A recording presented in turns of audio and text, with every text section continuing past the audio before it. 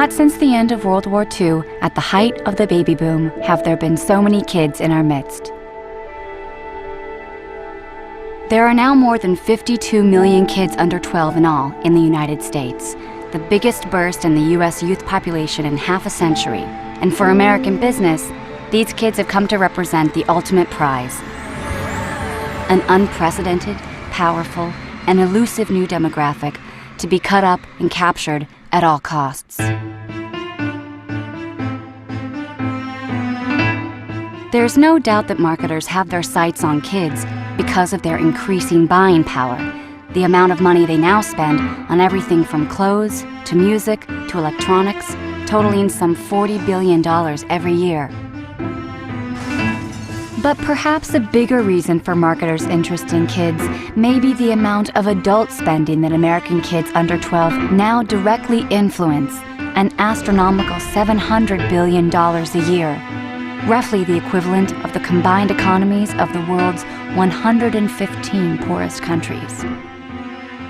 One economic impact of children is the money that they themselves spend. The money that they get from their parents or grandparents, the money that they get as allowance when they get older, the money that they earn themselves.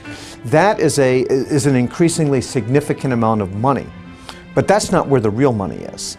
Marketers and advertisers have realized that the real money related to the children's market is in their purchasing influence. Any questions? Jared, does he do any tricks? Does that work for you? Because of their purchasing power and because of their purchasing influence, marketers and advertisers have become much more deliberate in their strategies and attempts to how to influence those dollars. Sienna, because kids come first. It's the children who often determine what kind of car gets bought, what kind of computer gets bought, what kind of cell phone program, and even where they take family holidays. What's your favorite part of the Nick Hotel? The awesome pools, having my own room, The arcade rocks. I like the shops, I like eating with SpongeBob. We came on vacation and the kids don't ever want to leave. Most parents and other people just don't realize how corporate marketers intentionally try to, well, in essence, make parents absolutely miserable.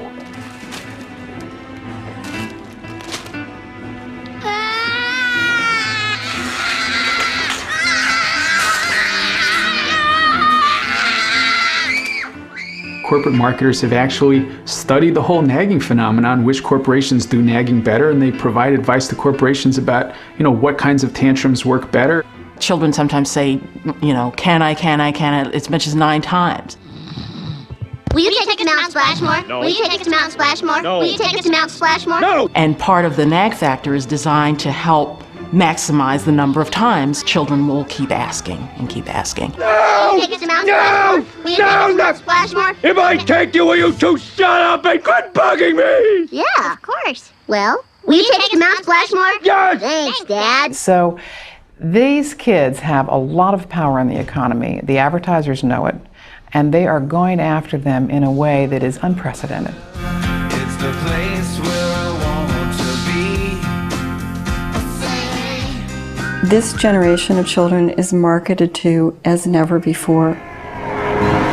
Kids are being marketed to through brand licensing, through product placement, marketing in schools, through stealth marketing, through viral marketing. There's DVDs, there's video games, there's the internet, there are iPods, there are cell phones. There are so many more ways of reaching children so that there's a brand in front of a child's face every moment of every day. What we have is the rise of 360-degree immersive marketing, where they try and get around the child at every aspect, at every avenue. Comes from 4 great games. Kids are inundated with this. They are buried in this media blitz. Kids are now multitasking with media. Hello? Hey girl, what's up? No way. You gotta plug in your iPod or MP3 player. Yeah, new music. They are using more than one medium at the same time. So they're surfing the web, and the television's going with MTV, and they've got the iPod with one earbud in, and they are more vulnerable and are bombarded with over 3,000 commercial messages every day. Marketers know these are little sponges. They're so wide open. They want to get that brand loyalty for life, because that's big bucks. It's about people wanting to convince our children that life is about buying, life is about getting. Can I help you? Yeah, I'm here to see this. Go ahead. So the philosophy becomes cradle to grave. Let's get to them early. Let's get to them often. Let's get to them as many places as we can get them. Do you have a business card? Sure. Not just to sell them products and services, but to turn them into lifelong consumers. I'll see you in about 20 years.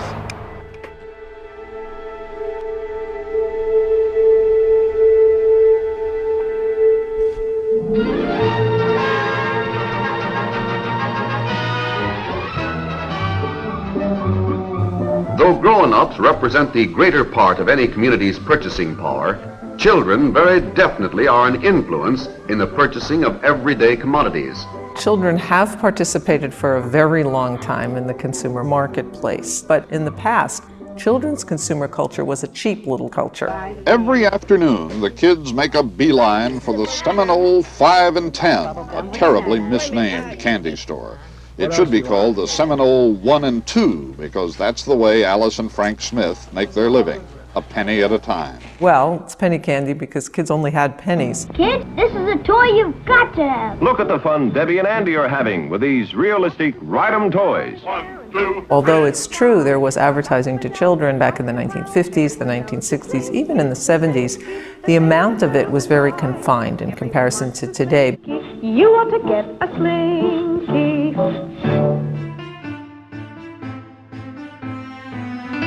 Advertising to kids may have been confined during the 70s, but it was during this period that it would come into its own as an industry, triggering a counter-movement to end youth marketing altogether, and setting in motion a series of policy decisions that would ultimately determine the industry's future. A seminal event was in the late 70s when the Federal Trade Commission advocated a ban on advertising to children 8 and under. The Federal Trade Commission staff believes that children are deceived by television advertising, particularly commercials for cereal with sugar in it, and it wants to stop all advertising aimed at young children. This ban was based in part on concern about sugar cereals and cavities, and also based on research that indicated that children 8 and under did not understand the persuasive intent of advertising. Are you saying that every message directed to the older child, a child between 8 and 12, is inherently deceptive? That's right. I think the child cannot bring enough information to bear not to be deceived and to have an unfair trade practice. So what ended up happening was the industries that were going to be affected, the toy industries, the sugar cereal companies, went to Congress. And that in an American democratic capitalistic society, we all must learn, top to bottom, to care for ourselves. And what the last thing we need in the next 20 years is a national nanny. And Congress ended up taking away a lot of the FTC's authority to regulate marketing to children. Far from addressing consumer advocates' concerns about the impact of advertising on kids, in 1980, Congress passed the FTC Improvement Act. The law mandated that the FTC would no longer have any authority to promulgate any rules regarding children's advertising. The Congress of the United States, under pressure from advertisers and marketers, actually took away from the Federal Trade Commission the right, the authority to regulate advertising and marketing to children.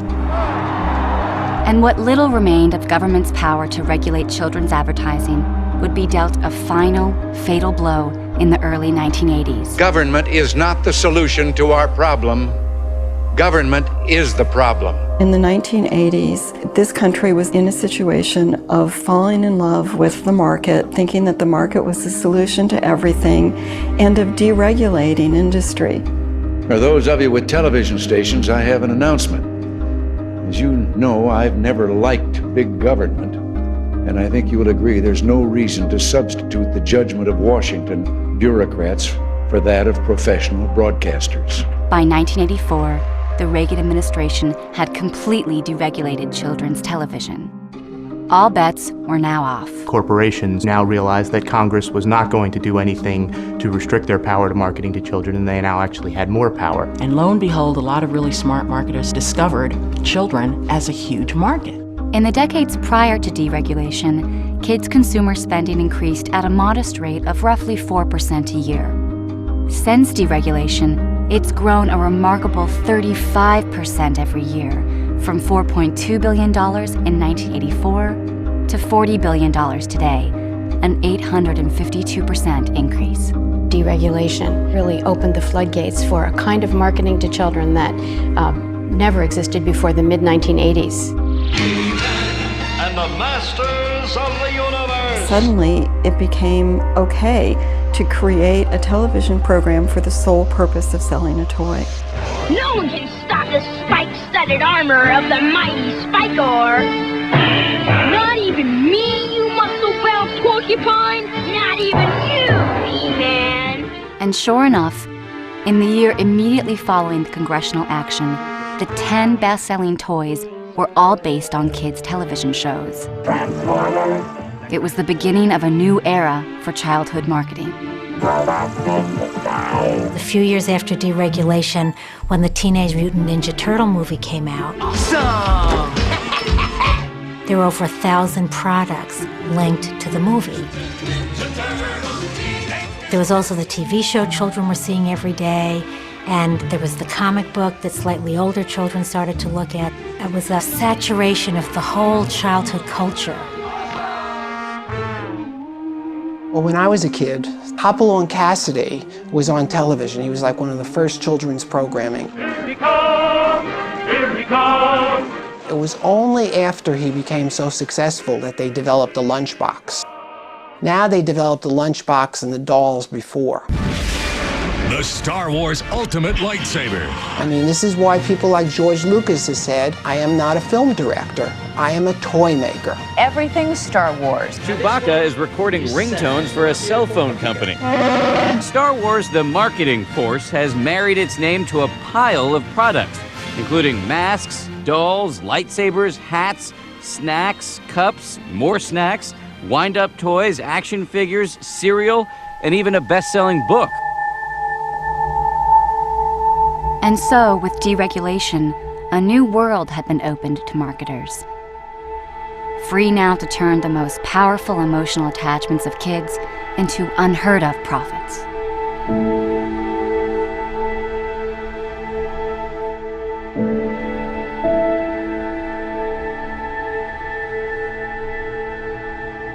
Their goal is to insinuate their brands into the fabric of children's lives. So many children's characters' principal function is really to hook kids on products. They're designed to pull on kids' heartstrings. It's your chance to make The Little Mermaid part of your world. And then who's holding the strings? Well, it's the marketers who want to sell kids a wide variety of products. So you end up having junk food promotions at fast food restaurants, breakfast cereals with images of the main characters from the movies. You have bed sheets so that children literally go to bed thinking about the images. And then they go to school with their backpacks and their lunch boxes with the logos. And then they get to school and their friends have on the t-shirts and the shoes and they want them. Hello, Scooby-Doo crackers. Scooby-Doo? Do you like those? Yeah. Have you ever had them? No. How do you know you like them? I love them so. SpongeBob SquarePants was Kraft's best-selling macaroni and cheese. I personally know a 5-year-old who told her father in no uncertain terms that SpongeBob SquarePants macaroni and cheese tastes better than any other macaroni and cheese. Now, how do you argue with a 5-year-old about that? I mean, what do you say? You say, well, no, it doesn't. And then she says, well, yeah, it does. Well, no, really, it does. No, it does. I know it does. Well, have you ever had SpongeBob SquarePants macaroni and cheese? No, but I know that it tastes better. Growing up is a very strenuous, difficult, and sometimes hard and scary process for children.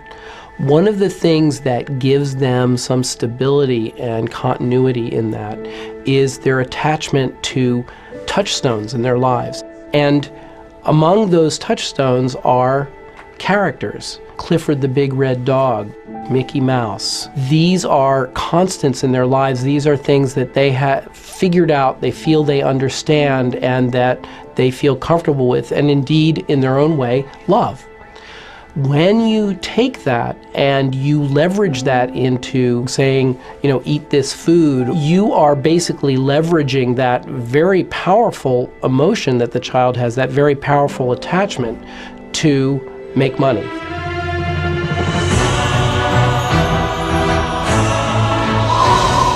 To celebrate Walt Disney Pictures and Walden Media's presentation of The Chronicles of Narnia, The Lion, the Witch, and the Wardrobe, you can get a pop-up storybook and an out-of-this-world action figure in every McDonald's Happy Meal. But marketers have not limited themselves to dropping the names of beloved characters to sell their products. With increasing brazenness, they've also begun to drop the products themselves directly into kids' entertainment. Oh, look at that!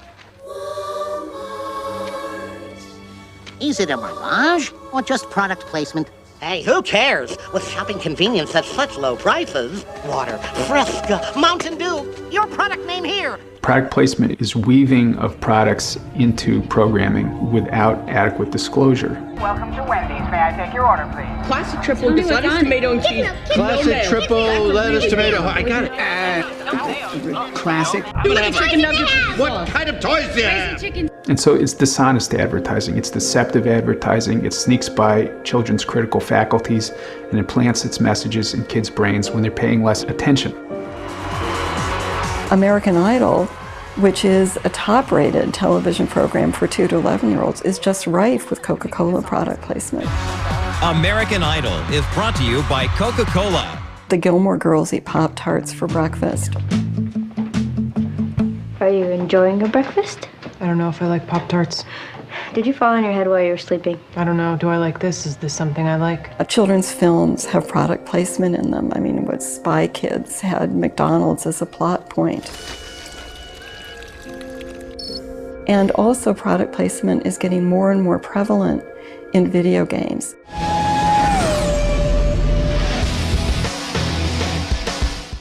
And when ads haven't been serving as a backdrop in video games, they have become the video game.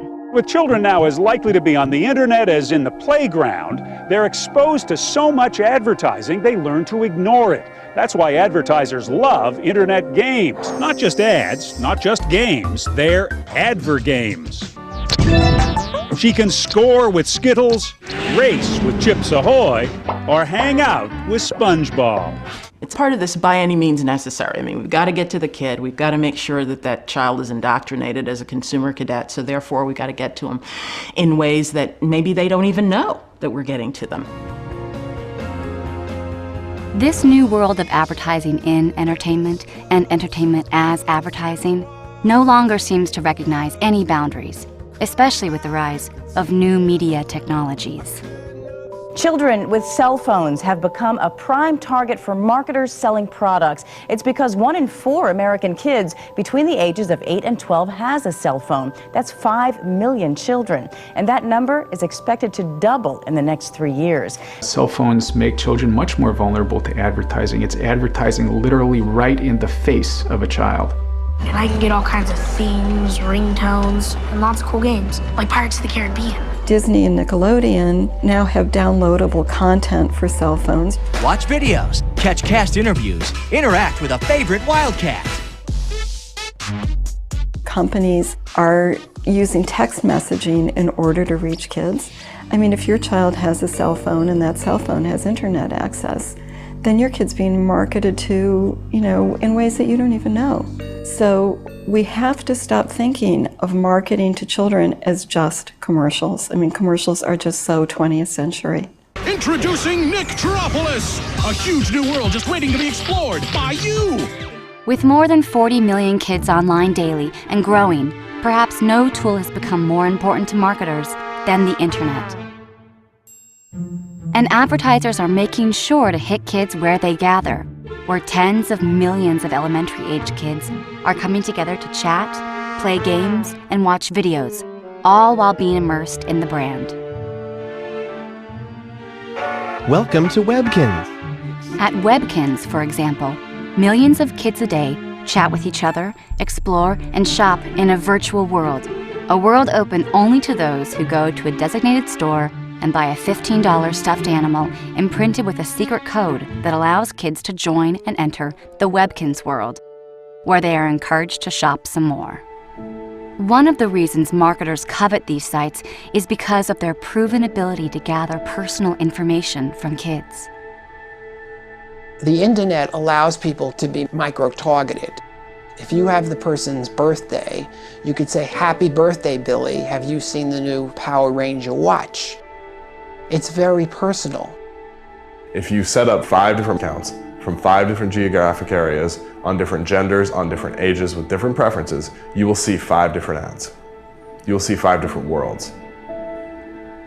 Now, as a child, you don't know that. As a child, you're competing with MBAs. You're competing with some of the smartest people out there. In the face of these developments, many critics of youth marketing have called on schools to develop media literacy curricula to help kids navigate commercial culture. The results have sometimes been less than encouraging. Now, a word from our sponsor. That's how some schools are making extra money, literally selling themselves to advertisers. Everything from the band shell. That will be $125,000. To the lecture hall. $150,000. Can be named for a price at New Berlin schools. There's advertising on school walls, on school buses and gymnasiums.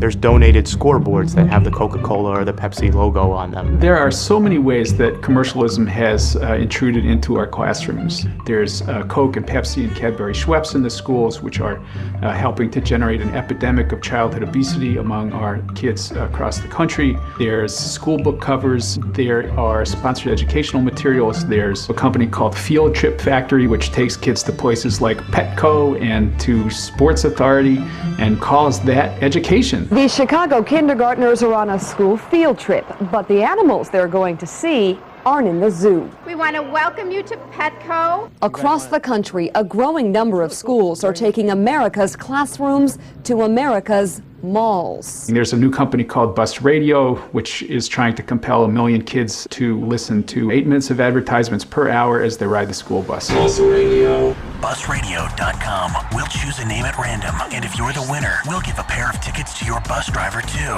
You guys can hang out together, maybe share a large Coke. Email us as soon as you get home. There's Channel 1, which compels about 7 million children to watch ads in schools each school day. Today on Channel 1. The purpose of schools, in part, is to promote reason. And the purpose of advertising is to subvert reason, to promote the sale of a product. And for that reason alone, advertising has no proper place in the schools. How often does a company realize that they're going to get a captive audience where people literally have to watch their message? The effort to create junior consumers no longer stops at the school door. It is now following kids into school. But if it's been following kids into schools, it's also been coming out of our schools in the form of advanced academic research, producing a new class of child marketing experts armed with some of the most formidable scientific tools.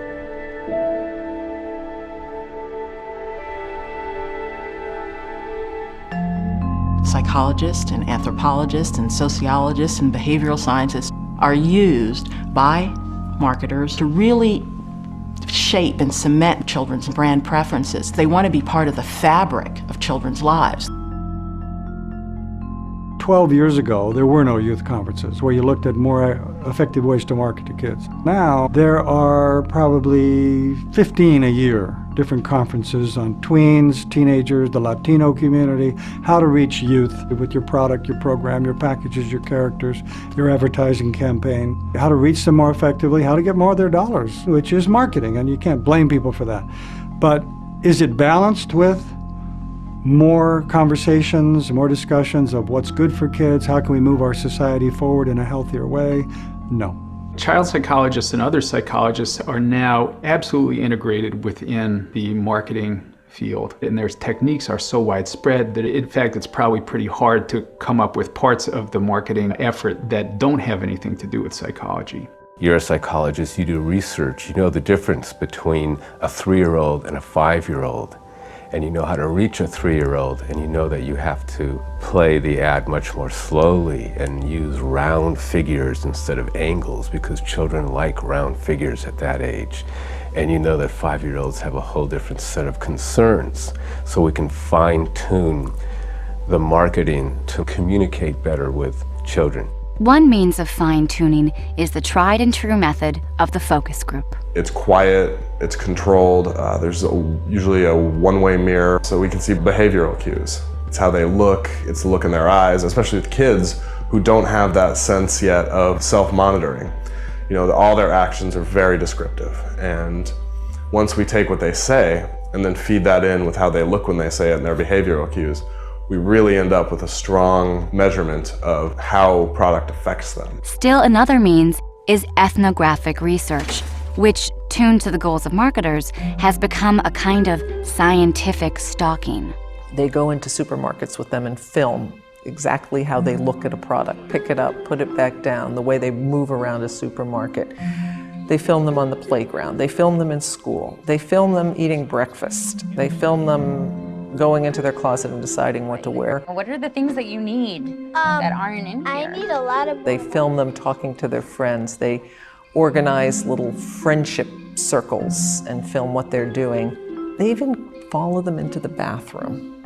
I interviewed a number of people who sat and watched children take baths and showers, watched how they interact with shampoo and soap and health and beauty products, as that category is called, in order to go back and write a report for their clients on, you know, what to do with the packaging. It's creepy. It's just absolutely creepy, the way children are being dissected and put under the microscope by marketers. This is new consumer science, and it's yielding a new science of childhood.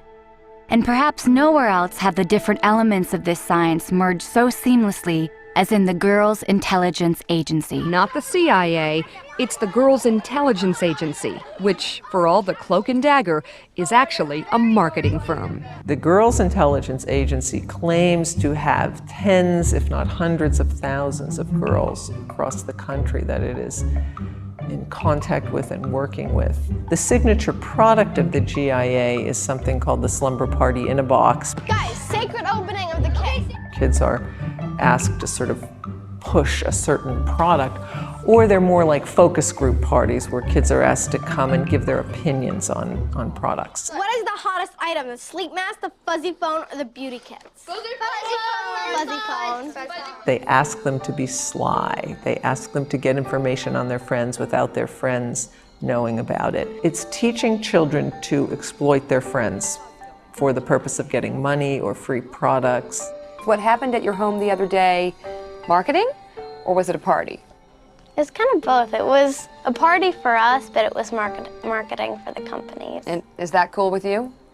Definitely. One of the more problematic aspects of its behavior is that it will enlist young children in its marketing efforts without their parents knowing about it. There's a lot that's happening around us, and the public is not aware, just like they're not aware of neuromarketing.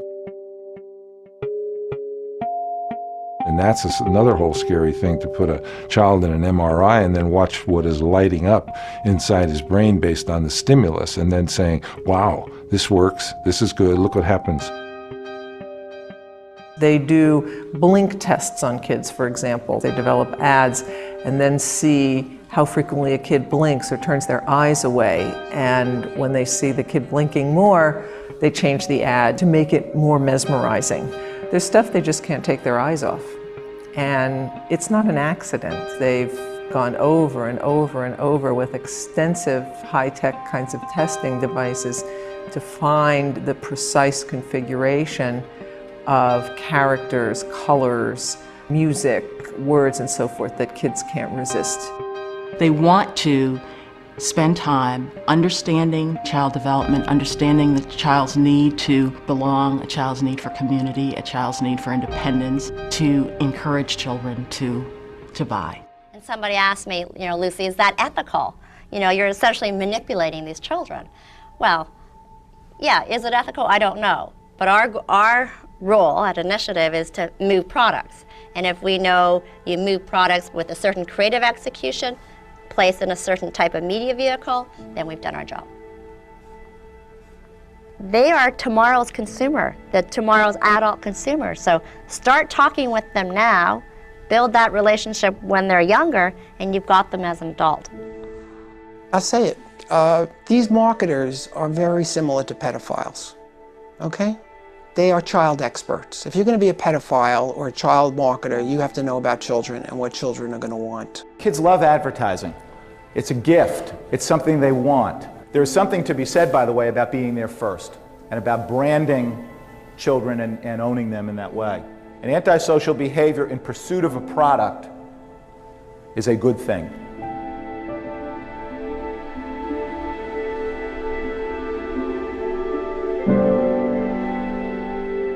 You'll never get away with this, Slippery Sam. Companies have moved away from exaggerating the product characteristics. See, his legs actually move just like a real horse. Blaze is the safest, strongest horse made. To a whole new form of advertising, which is symbolic advertising.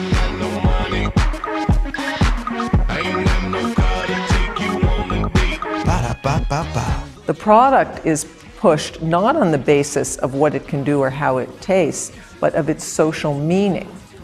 Run cool. Play cool.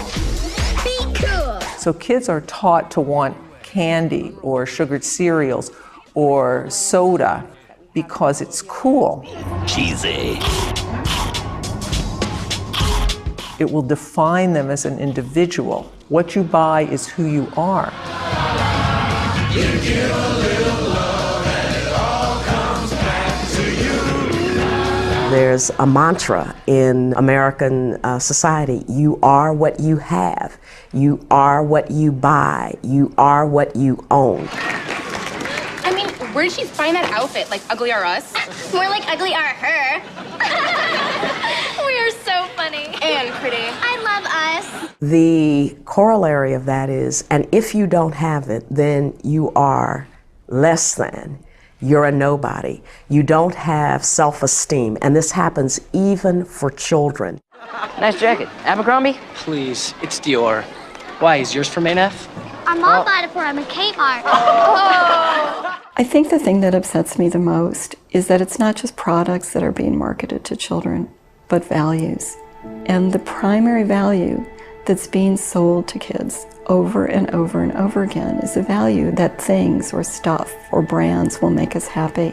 The costs of participating in the consumer culture for children have escalated dramatically. I'd like to fight. I'd like to pony. What I love is my first Sony. 15 years ago, the My First Sony, which would be, a kid's version of a tape recorder or a music player, would cost far less than the adult version. But today, it's an iPod.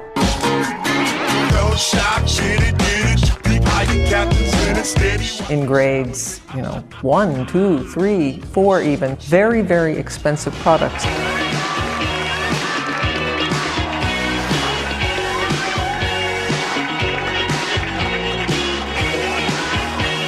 We're seeing elementary school girls, 6, 7-year-olds articulating adamant preferences for designer jeans that cost $100 to $150. That's part of that shift from children's culture being a cheap culture to a very upscale children's culture in which it's not only branded, but it's designer branded.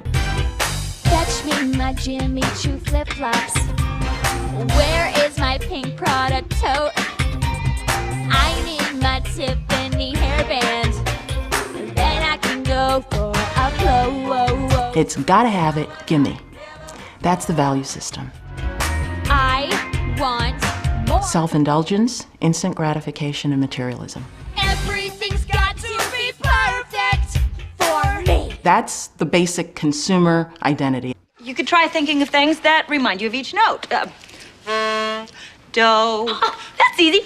Do means money. It's shallow, it's about me. Me. Yay, me. It's about me now, and it's about me and these things. La. Law is something you get to break if you're rich. That's the attitude. It's all about me. You know it's all about me. You know it's all about me.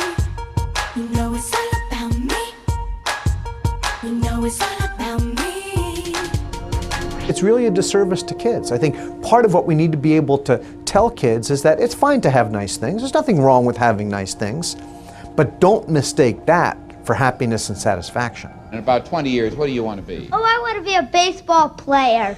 A teacher. I want to be a policeman. When I first started seeing children as a psychotherapist about a quarter of a century ago, I would routinely ask them what they wanted to be when they grow up, and would hear things like a nurse, an astronaut, or some profession that seemed glamorous to them. By the way, what does your father do for a living? He designs Designs what? missiles. Missiles. And what are you going to do? I'm going to be a postman. Now, why do you want to be a postman? There isn't so much to it, and you can read the postcards. Around the late 80s, it started to change, and I started to hear children answer that question with the word rich. When I grow up, I want to be rich. I want to make a lot of money. I want to have a lot of stuff. How we doing today, Twice my son? Bacon, bacon, Mini-Me. And we ain't faking, time to do a little shaking. The commercialization of childhood is permeating their lives. We're talking about a profound remaking of their psyche. In that world of materialism, kids are not allowed to be kids anymore. They have to grow up fast. We see it in the way they're being asked to dress, the violence they're being asked to navigate, and what's getting squeezed out is childhood. Marketers even have a name for this trend. They call it kids getting older, younger. Where's Carla? Meet the go-to girl of the fashion world, you. The natural developmental urge is to be older, more mature, faster. No one who is 17 reads 17 magazine. It's the 10 and 12 and 13-year-olds who are reading it to understand what it's like to be 17. What is happening is that marketing is taking advantage of that natural urge and selling down to lower and lower age groups. Manicure and pedicure parties are a big hit for 5-year-olds like Talia. Aren't these gorgeous? And why wouldn't girls as young as the age of 6 buy cosmetics? Experts say their role models aren't teachers, astronauts, or doctors. Instead, it's the teen idols they're attracted to. And nothing points to the industry infatuation with age compression more than its invention of the tween. Club Libby Lou caters to tween girls, like Shelby celebrating her 10th birthday with friends. And afterwards, Look at this. This is so cute. showing mom what a tween girl wants. It's like bling bling. And that's just what a CEO wants. There's a lot of little girls out there, and they have a lot of buying power. Tween. In between. In between what? I don't know. I don't know what's before tween, because the bottom end of tween is constantly getting younger. It used to be, I believe, 8 to 12, and now it's 6 to 12, and it can get 4 to 12. And this gives you a clue to some of the perverted thinking that's going on in this field. The idea that a 6-year-old is no longer a child, but is between childhood and adolescence. Express yourself, girl, let it all hang out. Just do your thing, ain't nothing to worry about. One of the crucial aspects of this trend is that marketers never communicate their adult messages and values to kids simply as kids, but as boys and as girls. And girls are being taught they need to be pretty, sexy, and what they buy determines their value, and how they look determines their value. It's true that to some extent, advertisers have always appealed to girls at this level. Barbie, you're beautiful. But there can be little doubt that something radically different has emerged over the past few years. It's my scene, my bling, bling, bling. The new My Scene, My Bling Bling girls are here. Nice bling. Here, wear my ring. Ooh, sparkly. You see now dolls with highly sexualized outfits and themes marketed to 6-year-olds. I go to visit preschools, and I'll see 4-year-old girls in what I often call crotch skirts, modeled after Bratz dolls. That's so cute. I would seriously wear that. Thanks. B-Bratz. B-Love. While one part of you cognitively may be able to accept belly shirts when you're 7 years old, are you emotionally mature enough to handle the outcome when you go out in public and people look at you like, an underage Britney Spears? And with boys, we see the same pattern.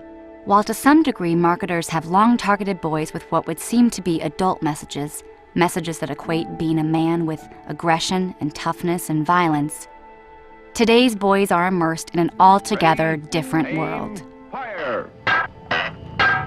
Exciting.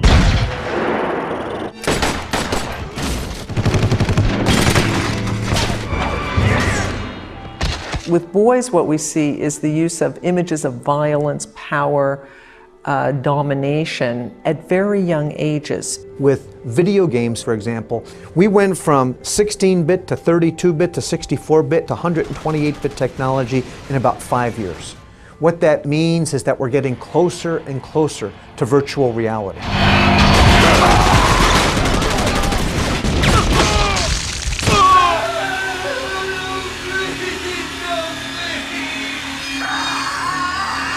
The amount of violence, entertainment violence, that young children are exposed to is startling.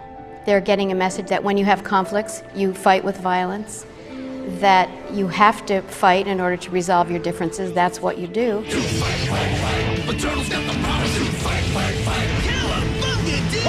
And that watching violence is fun. What the hell is this? What the hell is this? It's entertaining.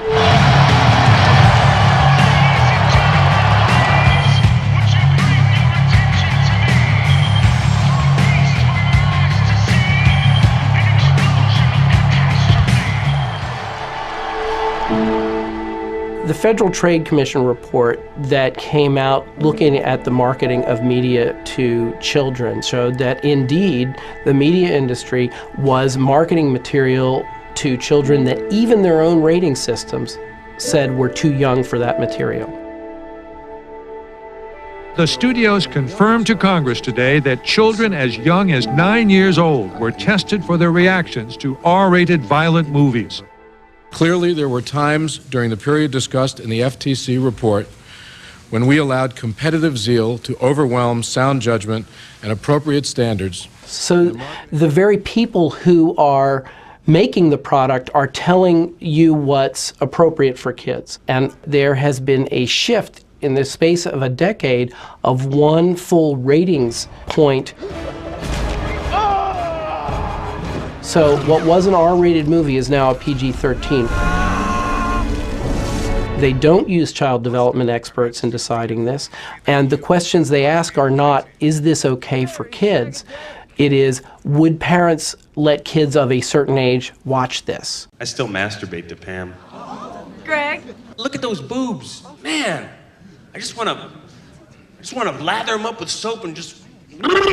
One thing that happened when the movie studios tightened up on letting kids into R movies was that the sexual content, drug content, alcohol, tobacco, profanity, adult content migrated into the PG-13 movies. So they're a lot more like what R movies used to be. And a Hollywood movie that's rated for older viewers, PG-13 or R,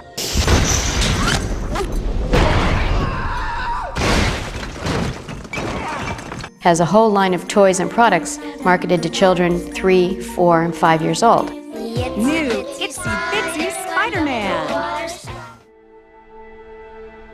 Despite growing concerns about the industry's explicit strategy of age compression, its drive to reach kids at younger and younger ages has only accelerated.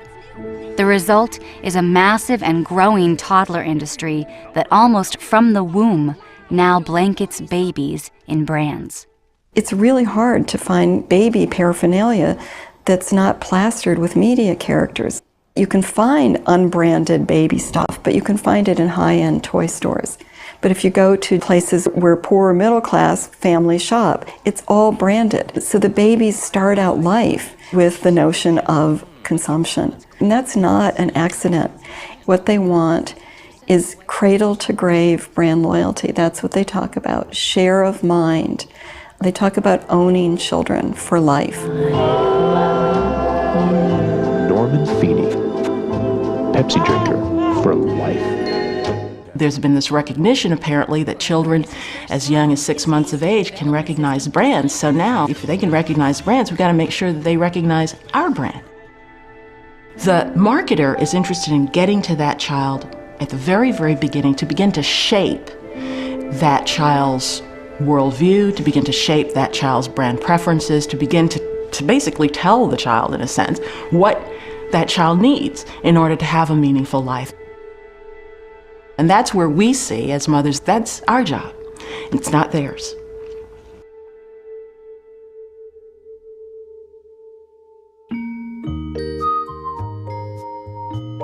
Where to turn in such a world? Millions of parents are now finding some solace in what appears to be a counter-trend. It's a new media movement that claims to be good for infants. And whether we're talking about developmental DVDs like Baby Einstein and Brainy Baby, or 24-hour programming for infants and toddlers on TV, the idea is that good media is the best antidote to bad media. We don't get to decide how tall they'll end up, or what their shoe size will be in 2 years. But how big their imaginations get? Is that your shirt? Well, we do have some say in that. The idea is that our kids would be all right if parents would simply turn their children away from the commercial clutter and turn them on to educational media. Because kids don't just grow up, they think up. But the question is any of this even true? There is not one iota of research evidence that shows that they teach children anything, or that the children who experience these things at early ages are any different in terms of their educational capacity or their fund of knowledge later on down the line. It is a huge, hundreds of millions of dollars a year business. And they're selling it to parents' insecurities. You'll never get into college if you don't play your video game. They're basically letting parents think that if they don't get these things, their children will be behind. What will this home video end up being labeled? Kyle and Max in the car? No, Kyle and Max playing. Cat, we want tea. Make that Kyle and Max increasing the size of their brains. The majority of parents think if they don't put their kids in front of media early and often, that they are going to be behind other kids. And even as this industry has been making big educational claims, it's been making even bigger profits. Sales of infant videos and DVDs purporting to be educational are expected to reach $7.8 billion by 2010. After her daughter was born, Julie Eigner Clark searched for ways to share her love of music and art with her child. So she borrowed some equipment and began filming children's videos in her basement. The Baby Einstein Company was born, and in just 5 years, her business grew to more than $20 million in sales. Julie Eigner Clark. This is a billion-dollar industry that is a complete and total scam. There's no evidence that a baby watching a DVD is learning anything. Educational videos aimed at babies may not be such a bright idea after all. A new study found that children who watch popular DVDs like Baby Einstein and Brainy Baby actually have poorer vocabularies. One researcher even said she'd rather have babies watch American Idol. The American Academy of Pediatrics has now for 7 years recommended that there be no screen media use for children under the age of 2. And this is for some very specific reasons. First of all, there is no solid scientific research evidence that children under the age of 30 months or 2.5 years can learn anything from an electronic screen. A lot of media early may in fact change the way the brain develops. 3 new studies out tonight are the latest to suggest that heavy television watching can hurt children's ability to learn. The more television infants and toddlers watch, the greater the chance they'll have trouble paying attention and concentrating during their very early school years. Researchers say hours spent in front of the TV only trains the brain to watch more TV. A child weaned on bright colors and rapidly changing images will find it tough to focus on a teacher. During the first 2 years of life, their brain is rapidly developing. And what we know about optimal brain development during these first 2 critical years is that face-to-face involvement with other people, parents, siblings, other kids, interaction with other human beings, manipulation of the physical environment, trying to stack the blocks up or get a Cheerio in your mouth, creative, open-ended problem-solving play is far better than the best edutainment software you could ever have. What's the most important thing for a 0 to 2-year-old? The single most important thing is the social dynamic, the bond that occurs, and the intimacy that occurs between mother and child. Forget the rest of it. That piece lays the bond of trust and the foundation for all higher learning later. That has to occur. So if you're sacrificing the trust, the bond, the attachment issues for the sake of having a baby Einstein or computer or videos in the room, you're missing a huge understanding of child development. The space that is necessary to think is being jeopardized. You're immersed. You're outside yourself. You're taken out. When do you have quiet time and unstructured time? And when is a child able to be a child and play? Remember playing baseball until it got so dark you couldn't see the ball any longer? How about hiding and pretending you couldn't hear your name being called home to dinner? That was back, of course, when kids, and just about all kids, played outside starting the moment they got home from school. That was before Xbox, of course. A recent report from the American Academy of Pediatrics found that commercial media is radically transforming the way children play. The report found that even though free and unstructured play is essential to the cognitive, physical, social, and emotional well-being of children, the amount of time 6 to 8-year-olds spend playing creatively has been declining dramatically over the past decade. And for 9 to 12-year-olds over the same period, creative play has declined a staggering 94%. The thing that it's important to remember about creative play is that it's a foundation of learning. It's a foundation of critical thinking. It's a foundation of problem solving.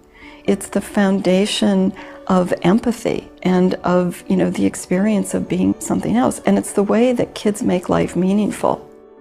What's happening is that children are being deprived increasingly of opportunities to exercise their imagination. Parents are being encouraged to hand babies cell phones because of the Sesame Street content or the Nickelodeon content. We now have, screens in the back of minivans and portable DVD players for toddlers. We're raising a generation of children who are never going to have the experience of having to amuse themselves or having to calm themselves down.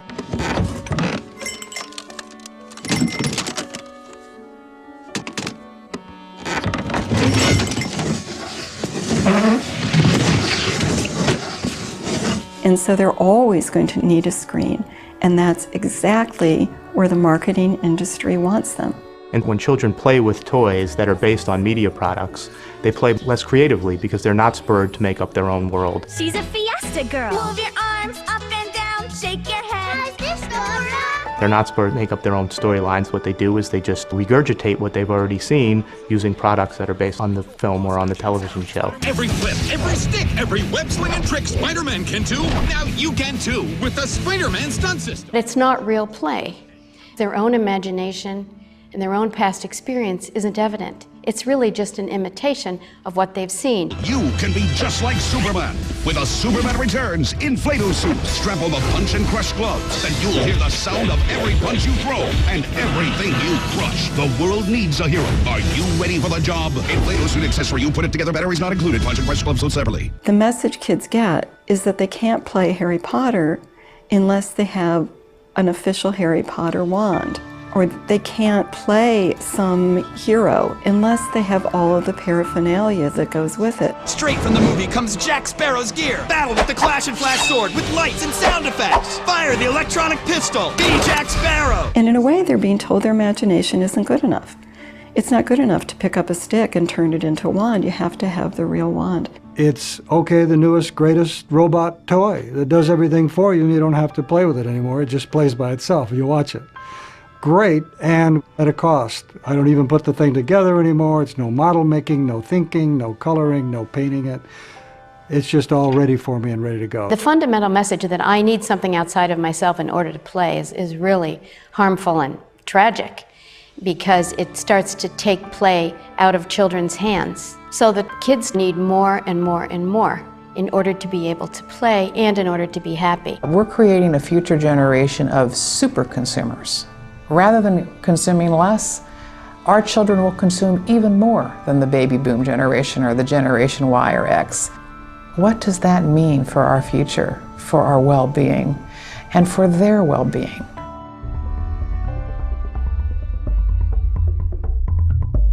40 times as many young people are now being diagnosed with bipolar disorder than 13 years ago. Attention deficit hyperactivity disorder. Almost 4.5 million children in this country have been diagnosed with ADHD. Doctors are writing a growing number of prescriptions for antidepressants for children, as many as 8 million a year. 1 in 3 children born in the year 2000 will develop diabetes. For the first time in decades, the rate of hypertension in children is rising. This generation of children is the heaviest in American history. An estimated 16% of all children and teenagers are overweight, 4 times as many since the 1960s. It's kind of like we're saying in our society, we don't care about children. For all the rhetoric about kids, we're treating them as one thing, buying power consumers. And no matter what they buy, we want them to buy, even if it's going to kill them. The sick child, as viewer consumer, has replaced the healthy child of sports, play, and make-believe.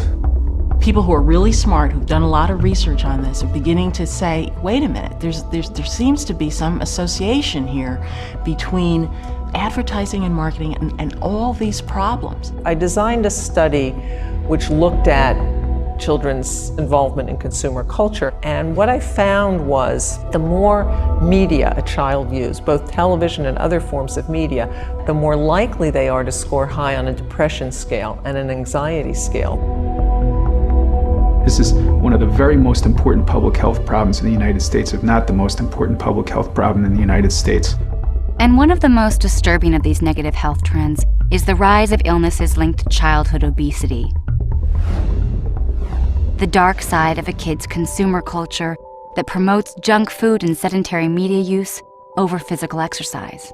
Life expectancy of kids today will be shorter than that of their parents, the first such decline in modern times. Over the last 2 decades, obesity rates have doubled in children and tripled in teenagers. One of the concerns that people have with our current pandemic of obesity is that we are teaching kids to eat the wrong kind of things earlier and earlier. The consequences of America's weight problem now extending to child safety seats. A new report says many very young children are too heavy for standard car safety seats. Manufacturers starting to make heftier models to address the problem. And we are seeing problems that we used to never see until adulthood now in children as young as 6 or 7, such as type 2 diabetes. Diabetes is a terrible disease with lifelong implications. You die young, you die miserable. This is not diabetes that is based on genetics. This is diabetes based on weight. Diabetes, being a chronic illness, affects people's eyes, it affects their circulation, it affects their heart. There is going to be a health care crisis, a concrete health care crisis.